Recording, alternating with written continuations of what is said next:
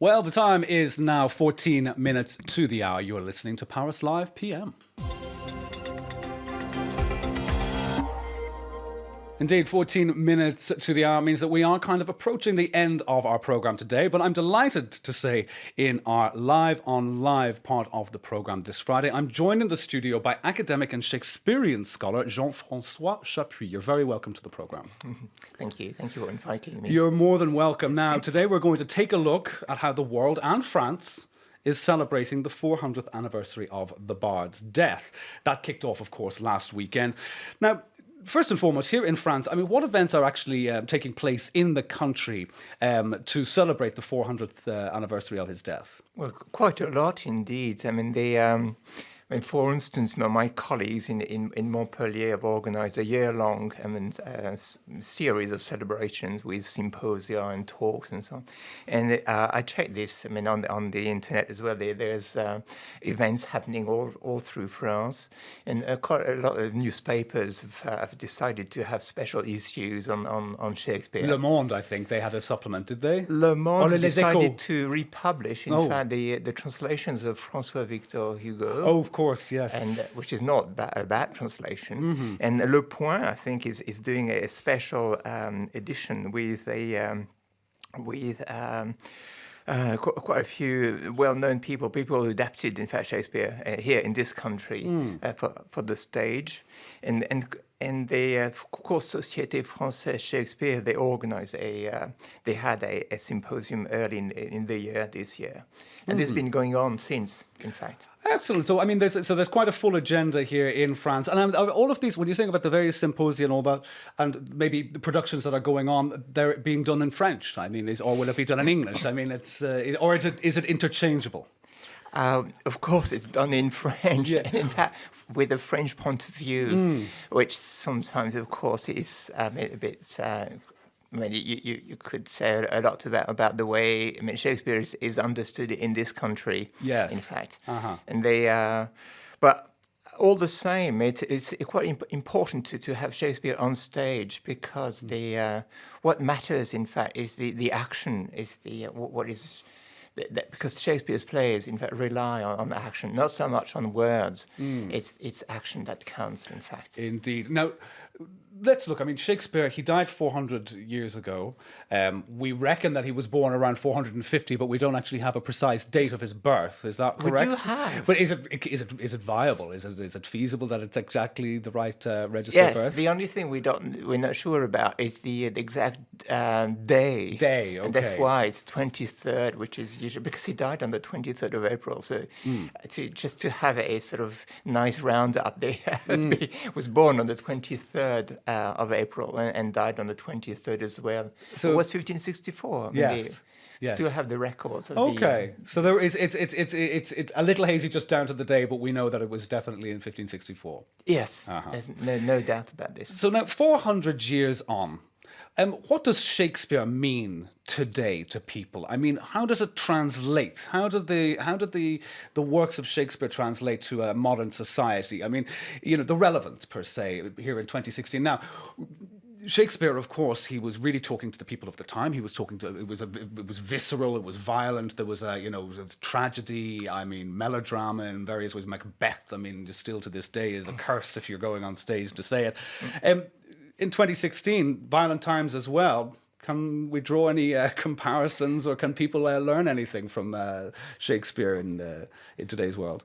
Yes, of course. Shakespeare wrote for everyone. In fact, the plays were successful because they talk to people, so to speak, and it's the same today. I think because they rely on very common situations. A list of these situations, in fact, is given in Hamlet's soliloquy. The pangs of despised love. I mean, if you've been in love and somebody jilted you, well, you understand that. Shakespeare put that on stage, or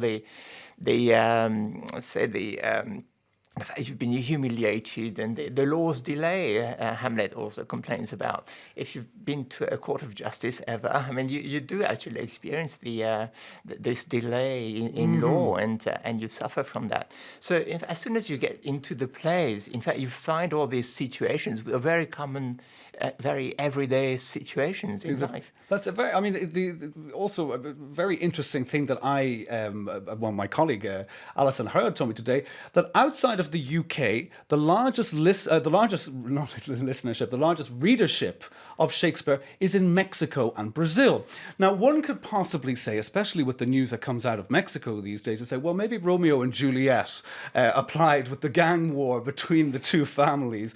Do you think that why would you think that Shakespeare would speak to people like in those Latin American countries? Well, that's not an easy question. It's not an easy question, no, but it's an interesting... Again, I think they find in Shakespeare situations they do actually face every day. And that'd be mostly about justice and retribution and order.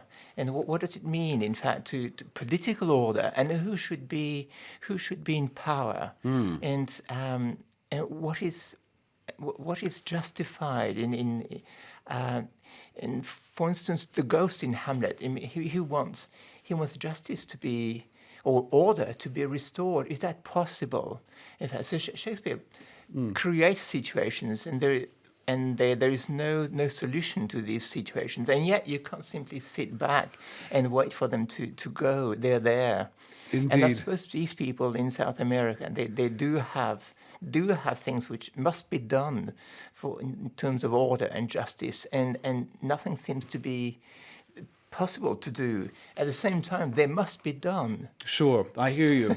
I mentioned there, like Romeo and Juliet, and we say maybe gang wars and things like that. But I mean, back in 1994, the Globe Theatre opened, not too far from the original site of the Globe Theatre of Shakespearean times. And in 2004, they did put on a version of Romeo and Juliet in OP. Original pronunciation. Now, let's take a listen to David Crystal, who's a professor of linguistics at the University of Wales, and his son Ben, who's an actor, and they're marking the differences between the modern accent, maybe you could say the Laurence Olivier accent of what we all know, and it's all quite plummy, etc., etc., and then the OP, which is the original pronunciation. Now, this is Act 1 prologue from Henry V. Oh, for a muse of fire that would ascend the brightest heaven of invention. Oh, for a muse of fire that would ascend the brightest heaven of invention. A kingdom for a stage, princes to act, and monarchs to behold the swelling scene. A kingdom for a stage, princes to act, and monarchs to behold the swelling scene. Then should the warlike Harry, like himself, assume the port of Mars. Then should the warlike Harry, like himself, assume the port of Mars. And at his heels, leashed in like hounds, should famine, sword, and fire crouch for employment. And at his heels, leashed in like hounds, should famine, sword, and fire crouch for employment. How do you know? So now we've heard the differences there between the modern speech and the original pronunciation, which sounds like something from Pirates of the Caribbean, but it also gives a real sense of the lyrical style and the lyrical interpretations that make more rhyming sense. So if you're reading Shakespeare in your own head with modern English, or the modern accent at least, and then you put it into that context where you sound like somebody from Dorset, in southern England, should we now totally rethink Shakespeare should we have to interpret it totally differently by putting in this accent into our head now? Indeed, I love that OP old pronunciation. It means that language is not flat. It has a symbolic function, which is very important, that Shakespeare exploited. But concerning reading Shakespeare, what matters is what I said before, is the action, which is in fact put on stage or organized by Shakespeare. And that is most important. Very often, in fact, there is a contradiction, an inbuilt contradiction between what the characters do and what they say. And that is what is most important, I think. This is what Shakespeare exploits as well, because this is mostly actually what we might be doing ourselves, in fact. Saying something, oh, I'm going to do that. In fact, we do the reverse of what we've said we would do. Yes. And so, indeed, of course, reading is important, but the action, which is in fact described in the plays, that is the first element of the plays. Yes.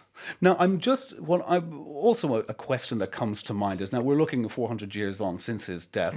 We're looking at the pertinence of Shakespeare today. We're looking back now, a little retrospective on like how he may have spoken or how these plays would have been presented at the time. But let's just look to 400 years in the future.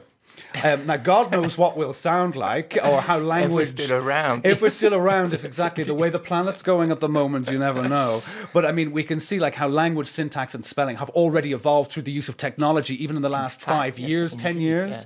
Yes. So God knows what, I mean, the spellings will all be different, I'm sure, much more truncated. But do you believe that Shakespeare will still be relevant in 400 years' time, or will just go the way of Chaucer? Like, I mean, only accessible to a few academics who are interested in the linguistics and the prose of the time? No, once again, I'd say, of course, it will still be relevant unless we've been turned into machines. But as long as we feel, and we do feel the pangs of despised love and the law's delay and things we simply can't accept. Yes. In fact, Shakespeare will still be relevant. And so, although, of course, we might be speaking in a very different way, or idiom even. Yeah, indeed, different communications, God knows what it will be. Yeah, and so, but it's because it is the action which matters, in fact, in the plays. And for instance, Romeo and Juliet, when Juliet meets Romeo just before getting married, what she says about love, the enthusiasm about love. If you've been in love and young, and your first love, the love jollies, at first sight, yes. of course, the world belongs to you. There is no limit to what you feel. Shakespeare put that on stage. Yes. Exactly. And also showed how in fact, fragile that love is. In fact, I mean, even perhaps unacceptable in that world. It can't live. You can indeed, fair, absolutely. Now, Jean-François, unfortunately, we are coming towards the end of the programme. We've only got about a minute or so left. There is also contention about whether Shakespeare really wrote Shakespeare. Of course, no, there's no problem about that. In fact, this is because in 1848, just before, somebody called Edward Capel found there is a parallel between Montaigne and The Tempest. Yes. And then in 1848, the British Museum bought a copy of the Florose translation. And then from then on, people started saying that, in fact, Shakespeare was a philosopher. Yes. Philosopher. We find he is a philosopher. He doesn't pretend to be a philosopher. And so what we deduce from his plays what we think is, in fact, philosophy. Jean-François Chappuit, thank you very much for being on the programme today. My pleasure. Goodbye. Well, we're coming to the end of our programme here on Paris Live PM this Friday. But before I go, I would like to thank our technicians today. That's Alain Bleu and Erwan Rom. And, of course, we just had our guest there, which was absolutely excellent chat with Jean-François Chappuit. From me, David Coffey, I would like to wish you all a very good weekend. Talk to you again on Monday. Have a good weekend. Bye-bye.